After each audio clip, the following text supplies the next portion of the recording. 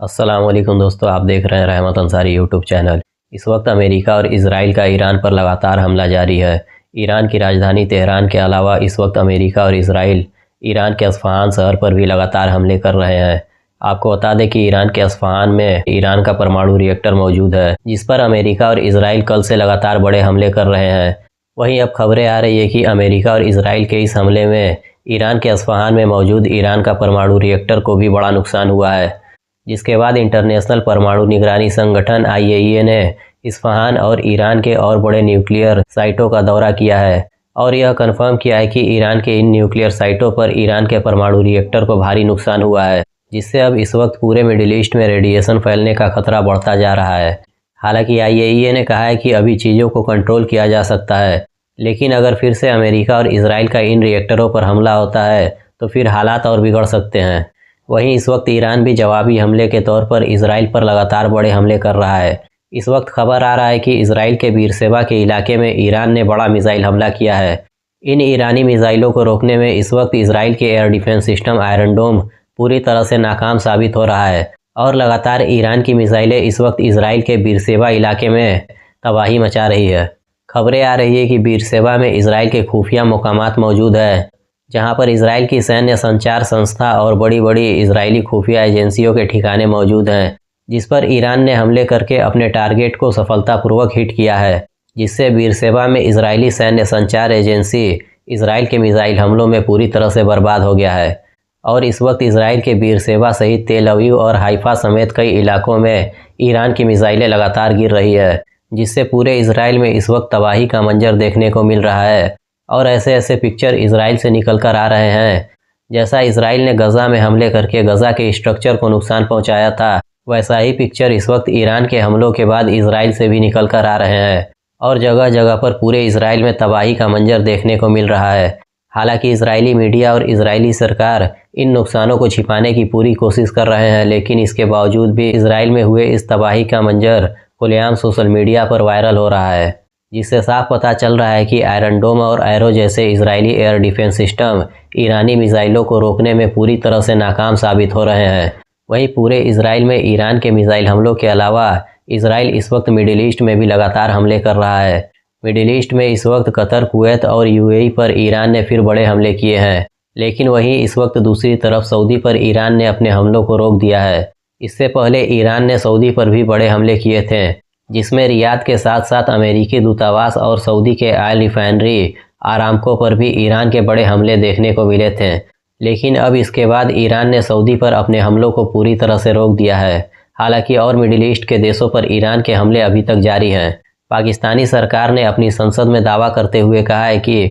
उन्होंने ईरान से सऊदी के डिफेंस पार्टनर होने के तौर पर बात करते हुए कहा कि अगर ईरान सऊदी पर यूं ही हमला करता रहेगा तो इससे आपस में ही इस पूरे इलाके में एक नया जंग छिड़ जाएगा। पाकिस्तानी सरकार ने बताया कि ईरान के साथ हुए इस लंबी बातचीत के बाद ईरानी सरकार सऊदी अरब पर अपने हमलों को रोकने के लिए पूरी तरह से तैयार हो गया है। हालांकि ईरान ने साफ कहा है कि वह मिडिल ईस्ट के और सभी देशों पर अपने हमलों को जारी रखेगा और वह लगातार मिडिल ईस्ट में मौजूद अमेरिकी सैन्य ठिकानों को अपना निशाना बनाता रहेगा। वहीं इस वक्त ईरान ने यूरोप के साइप्रस पर भी फिर से बहुत बड़े हमले किए हैं, जिससे साइप्रस में अमेरिकी सैन्य ठिकानों को बड़ा नुकसान हुआ है। इससे पहले ईरान ने कल भी साइप्रस पर बड़े हमले किए थे। आपको बता दें कि इस वक्त साइप्रस में अमेरिका का सबसे बड़ा वायुसेना का बटालियन मौजूद है, जहां पर रात के अंधेरे में इन फाइटर जेटों के जरिए से लगातार अमेरिका ईरान पर हमले कर रहा है। साइप्रस में इतने बड़े अमेरिकी बेड़ा मौजूद होने के बावजूद भी इस वक्त अमेरिकी राष्ट्रपति डोनाल्ड ट्रंप लगातार कई यूरोपीय देशों से उनके एयरबेस ईरान के खिलाफ इस्तेमाल करने के लिए मांग रहा है। लेकिन इस वक्त ब्रिटेन और स्पेन ने अमेरिका को अपने एयरबेस देने से पूरी तरह से इनकार कर दिया है। स्पेन ने तो अमेरिका के 18 फाइटर जेटों को अपने एयरबेस पर उतरने की इजाज़त देने से ही इनकार कर दिया है, जिससे इस वक्त अमेरिकी राष्ट्रपति डोनाल्ड ट्रंप ब्रिटेन और स्पेन से काफ़ी नाराज़ हैं। डोनाल्ड ट्रंप ने बयान दिया है कि अब अमेरिका के रिश्ते यूरोपीय देश और ब्रिटेन के साथ पहले जैसे नहीं है और अब ब्रिटेन अमेरिका का पहले की तरह जंग में साथ नहीं दे रहा है। इस वक्त ब्रिटेन और स्पेन का अमेरिका को अपना एयरबेस न देना यह ब्रिटेन और स्पेन के लिए पूरी तरह से फ़ायदेमंद है,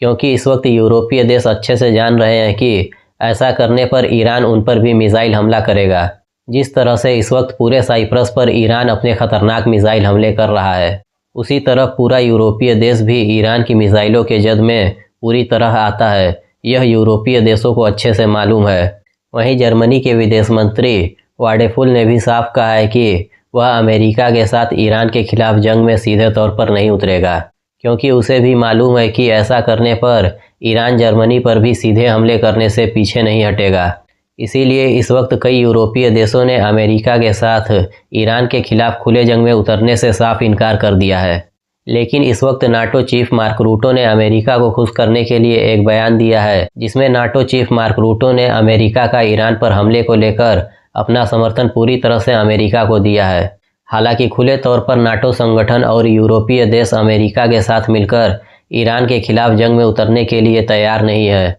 भले ही वह दिखाने के लिए ईरान के खिलाफ अमेरिका को अपना समर्थन दे रहे हैं, लेकिन इस वक्त ईरान का खौफ यूरोपीय देश और नाटो संगठन पर इस तरह से तारी है कि उन्हें खुद समझ नहीं आ रहा है कि उन्हें करना क्या है, क्योंकि उन्हें अच्छे से पता है कि वे सभी ईरान के मिसाइलों के जद में पूरी तरह से आते हैं और वे इसीलिए इस वक्त कोई भी खतरा लेने के लिए तैयार नहीं है। वहीं डोनाल्ड ट्रंप ने बयान दिया है कि वह ईरान पर अपना हमला तब तक जारी रखेगा जब तक वह ईरान में अपने लक्ष्य को पूरी तरह से हासिल न कर ले। ट्रंप ने कहा है कि ईरान पर अभी अमेरिका के ऐसे हमले होने बाकी हैं जिसे पूरी दुनिया देखेगा, लेकिन इस वक्त ट्रंप जितना भी ईरान को अपने बयान और हमलों से डराने की कोशिश कर रहे हैं, ईरान उतना ही मजबूती से अमेरिका और इजराइल को लगातार जवाब दे रहा है। और ईरान अमेरिका के सामने झुकने की तो बात ही अलग है। अमेरिका से तो ईरान ने बात तक करने से पूरी तरह से इनकार कर दिया है। इस वक्त ईरानी डिफेंस मिनिस्टर अली लारेजानी, जो खामनेई के मौत से पहले ईरान के सबसे नरम डिप्लोमेट माने जाते थे,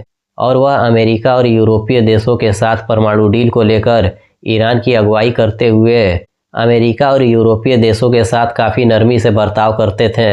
लेकिन अब ईरानी सुप्रीम लीडर खामनेई के मौत के बाद ईरानी डिफेंस मिनिस्टर अली लारेजानी का लहजा अमेरिका, यूरोप और इजराइल के खिलाफ अब पूरी तरह से बदल गया है। ईरानी डिफेंस मिनिस्टर अली लारेजानी ने भी साफ कहा है कि अब ईरान भी अमेरिका और इजराइल पर तब तक हमला करता रहेगा जब तक कि ईरान खुद यह तय न करे कि कब अमेरिका और इजराइल पर अपने हमलों को बंद करना है। अली लारेजानी ने इजराइल और अमेरिका को चेतावनी देते हुए साफ कहा है कि अब वह अमेरिका और इजराइल के लिए ईरान की तरफ से जहन्नुम का दरवाज़ा खोलने जा रहे हैं और अब अमेरिका और इजराइल पर पूरे मिडिल ईस्ट में ईरान के तरफ से ऐसे हमले होंगे जिसके बारे में अमेरिका और इजराइल ने इससे पहले कभी सोचा भी नहीं होगा।